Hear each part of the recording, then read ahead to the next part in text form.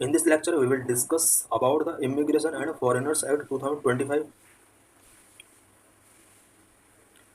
Article is important for GS paper 2. Why news? Assam Chief Minister Hemant Biswa Sarma said 330 illegal immigrants were sent across to Bangladesh in the last few months. Assam CM Hemant Biswa Sharma ने कहा है कि last कुछ month में about 330 illegal immigrants को आसाम से बांग्लादेश की तरफ भेजा गया है. The immigration and foreigners bill 2020 है pass in parliament. Now it becomes a law. Immigration and foreigners bill 2025 में पार्लियामेंट में पास किया जा चुका और ये अब लॉ बन चुका है. New legislation aim to streamline immigration laws based on modern security needs and regulatory requirement. New law जो बनाया गया है इसका मेन एम इमिग्रेशन लॉज को मॉडर्न सिक्योरिटी नीड्स के बेस पर एंड रेगुलेटरी रिक्वायरमेंट के बेस पर मॉडर्न किया गया है. It will replace outdated law such as. ये कुछ आउटडेटेड लॉज को रिप्लेस करता है such as number of passport act 1920, registration of foreigners act 1939, the foreigners act 1946, the immigration act 2000. इन सभी लॉज को न्यू लॉ के साथ आउटडेटेड लॉ जो थे उनके साथ इसको रिप्लेस किया गया है.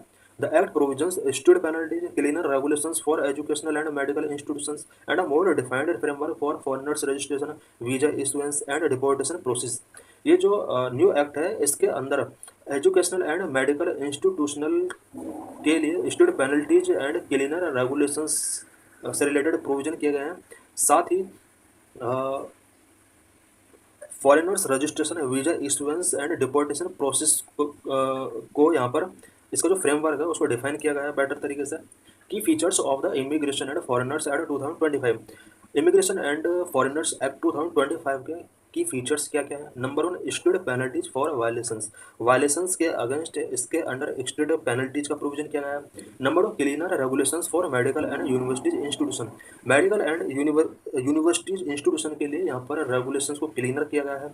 Number 3, revise visa and passport rule. Visa and passport rules को यहाँ पर रिवाइज किया गया है. Number 4, more power to immigration officers. Immigration officers को यहाँ पर मोर पावर गिवन की गई है.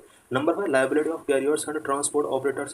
कैरियर्स एंड ट्रांसपोर्ट ऑपरेटर्स के लाइबिलिटी को यहाँ पर इंक्रीज किया गया है. Number 1, stood penalties for violations. Unauthorised entry into India penalty up to ₹5 lakh. अगर इंडिया के अंदर अनऑथोराइज एंट्री होता है तो इसके अगेंस्ट 5 लाख तक का पेनल्टी प्रोविजन किया गया है. Use of fake passport. अगर फेक पासपोर्ट यूज किया जाता है तो इसके अगेंस्ट 10 लाख रुपीज़ तक का फाइन इम्पोज किया गया है. These strict penalties aim to deter illegal immigration and document fraud ensuring better compliance with entry and exit regulations. ये जितनी भी पेनल्टीज इम्पोज की गई हैं इनके through illegal immigration and document fraud से रिलेटेड इशूज को डेटर किया जा सकता है. और साथ ही एंट्री एंड एग्जिट रेगुलेशंस को बेटर तरीके से कंप्लायंस करने के लिए यहाँ पर इंश्योरिंग किया जा सकता है. Number 2, cleaner regulations for medical and universities institution. Medical and universities institution के लिए कुछ क्लीनर रेगुलेशंस इसके अंदर इम्पोज किए गए. New act define the roles and responsibilities of medical institutions, universities and hospitals that admit foreign nationals. India के अंदर जितने भी मेडिकल इंस्टीट्यूशंस हैं, यूनिवर्सिटीज़ हैं, हॉस्पिटल्स हैं, फॉरेनर नेशनल्स को ये एडमिट करते हैं और इन सभी इंस्टीट्यूशंस के रूल्स एंड रिस्पॉन्सिबिलिटीज़ को न्यू लॉ के अंदर डिफाइन किया गया है. और educational institutions must register foreign student and report them to authorise. और एजुकेशनल इंस्टीट्यूशंस को फॉरेन स्टूडेंट को रजिस्टर करना होगा एंड ऑथोरिटीज़ को उससे रिलेटेड रिपोर्ट करना होगा.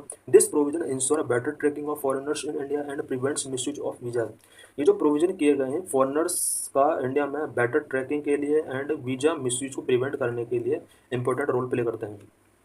Number 3, revised visas and passport rules. New act grant the central government greater control over foreigners registration, visa regulations and passport requirement.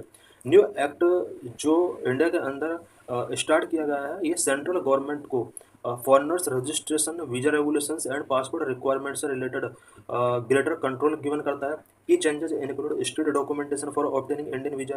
Indian visas को obtain करने के लिए डॉक्यूमेंटेशन को स्टेट किया गया है. Enhance scrutiny of foreigners residing in India. India में जो फॉरेनर्स रिसाइडिंग कर रहे हैं उससे रिलेटेड स्क्रूटिनी को एनहांस किया गया है. This aims to tighten border security and improve monitoring of foreigners staying in India.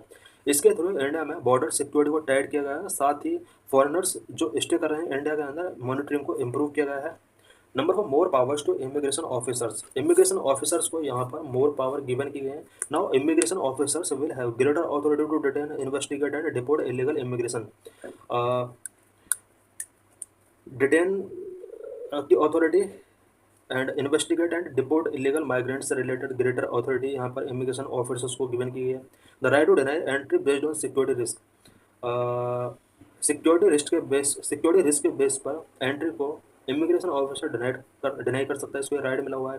The power to control movement of restricted foreigners के मूवमेंट को इमिग्रेशन ऑफिसर्स कंट्रोल कर सकते हैं। This will strengthen India's internal monitoring system and border security. इसके through border security और India के internal monitoring system को strengthen किया जा सकता है। Number 5, liability of carriers and transport operations. New Act includes provisions holding transport operators responsible for carrying unauthorized foreigners into India. अगर कोई भी ट्रांसपोर्ट ऑपरेटर्स अनऑथोराइज फॉरेनर्स को इंडिया के अंदर कैरी करते हैं तो वो इसके लिए रिस्पॉन्सिबल होंगे। Airlines, transport agencies and shipping companies must verify passengers document before boarding. Airlines, transport agencies and shipping companies के लिए यहाँ पर क्लियरली कहा गया है कि वो बोर्डिंग करने के बिफोर पैसेंजर के डॉक्यूमेंट को बेटर तरीके से वेरीफाई करें। Carriers found in aviation will face legal penalties.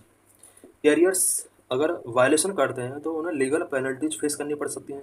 This ensure better enforcement of international travel norms and prevent illegal entry into India. इसके थ्रू इंटरनेशनल ट्रेवल नॉर्म्स के enforcement को better किया जा सकता है, साथ ही इलीगल एंट्री को इंडिया में प्रिवेंट किया जा सकता है।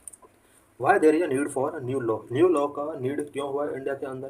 Current law on immigration and foreigners are outdated to the pre independence era. India के अंदर जो current immigration and foreigners act थे वो आउटडेटेड हो चुके थे और ये प्री इंडिपेंडेंस एरा के थे।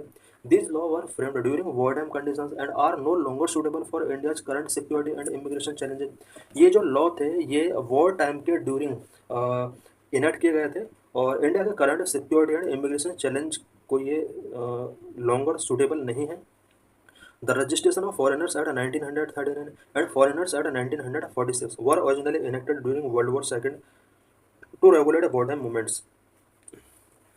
रजिस्ट्रेशन ऑफ फॉरेनर्स एक्ट 1939 और फॉरेनर्स एक्ट 1946 ये जो दो एक्ट थे ये वर्ल्ड वॉर सेकेंड के ड्यूरिंग वॉर टाइम मूवमेंट को रेगुलेट करने के लिए इनेक्ट किए गए थे। The Immigration Act 2000 was introduced to hold airlines accountable for bringing illegal and undocumented passengers into India.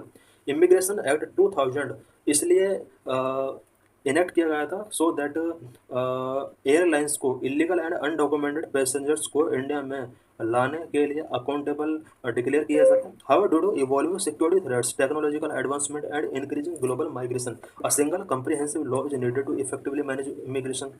India के अंदर जो सिक्योरिटी थ्रेट्स न्यू इवॉल्व हो रहे हैं, technological advancement and global migration जिस तरह से इंक्रीज हो रहा है, इसके लिए एक सिंगल कम्प्रीहेंसिव लॉ की बहुत ही नीड थी जिससे कि इमिग्रेशन को इफेक्टिवली तरीके से मैनेज किया जा सके।